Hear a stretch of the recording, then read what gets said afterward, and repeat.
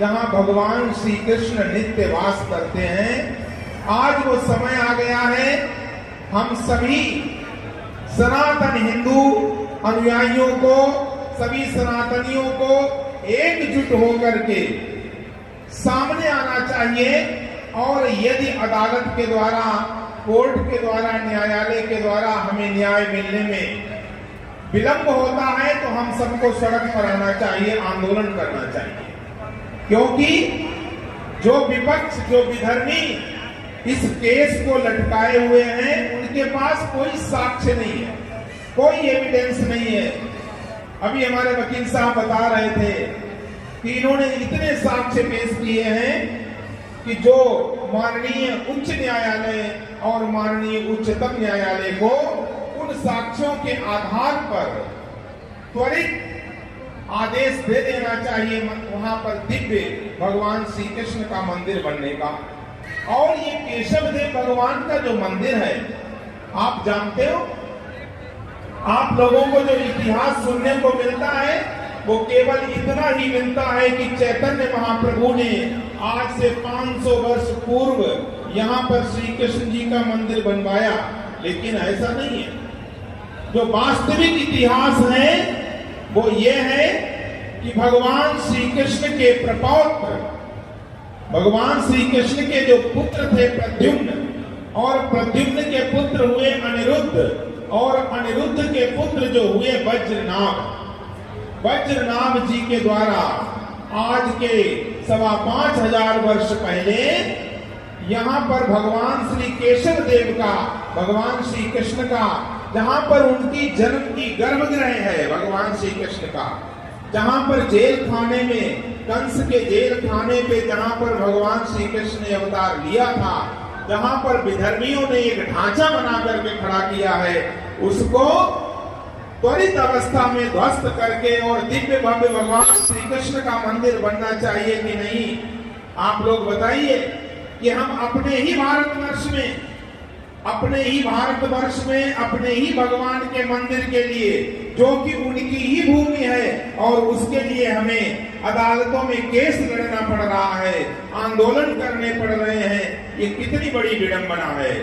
इसीलिए सभी सनातनी हिंदू भाइयों को आगे आकर के इसका पुरजोर विरोध करना चाहिए और माननीय न्यायालयों के ऊपर एक ऐसा दबाव बनाना चाहिए कि वो मजबूर हो जाएं इसका निर्णय देने के लिए।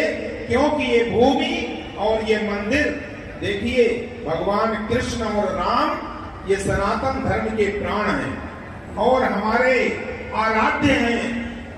अगर हम भारतवर्ष में अपने आराध्य के मंदिर के लिए, जो कि उन्हीं की जन्मभूमि है, और उसको हम नहीं लेंगे तो फिर कहां लेंगे? बांग्लादेश और पाकिस्तान में लेंगे जाकर। इसलिए बहुत ज्यादा समय न लेकर के मैं इस दाऊ जी के मेले में, जो आज हमारा संघ परिवार यहाँ पर एकत्रित है, देखिए कलयुग में संघ की बड़ी महत्ता है। हमारे शास्त्रों में भी कहा गया कि संघे शक्ति कलौ युगे, कलयुग में संघ में ही शक्ति होती है, संगठन में ही शक्ति है।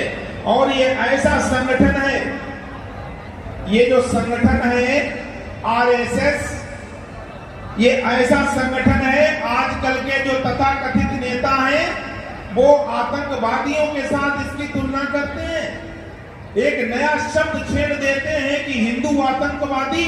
मैंने कहा कि हिंदू कभी आतंकवादी नहीं हो सकता है, और यदि आतंकवादी है तो हिंदू नहीं हो सकता है, उसका डीएनए टेस्ट करा लिया जाए।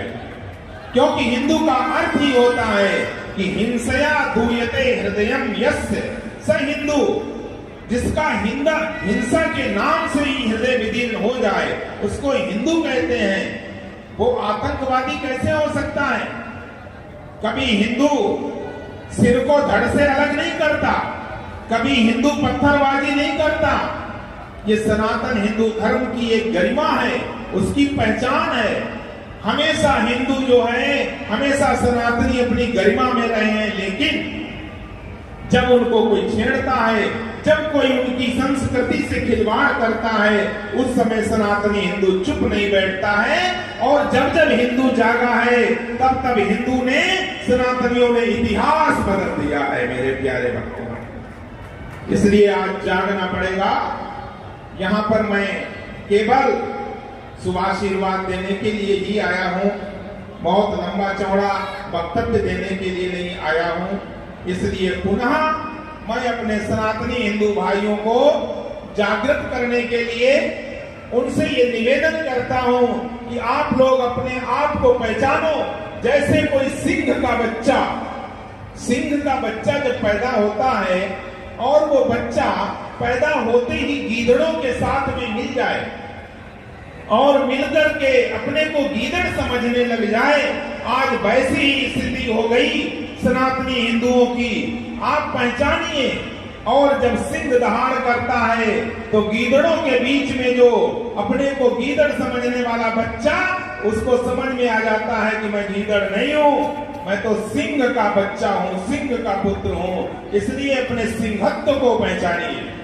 तुम्हारे अंदर जो सिंहत्व है, तुम्हारे अंदर जो हिंदुत्व है, तुम्हारे अंदर जो सनातन की ज्वाला है, उसको जागृत करिए। अपनी भारतीय संस्कृति की रक्षा करने के लिए आप उठ जाइए। उत्तिष्ठ जागृत प्राप्य वरान निबोधयत्। उठिए और उस श्रेष्ठ को प्राप्त करिए, अपने स्वरूप को पहचानिए। बस इसी के साथ मैं पुनः आप सभी लोगों को शुभकामनाएं देता हुआ अपनी वाणी को विराम देता हूं। भारत माता की, भारत माता की, भारत माता की।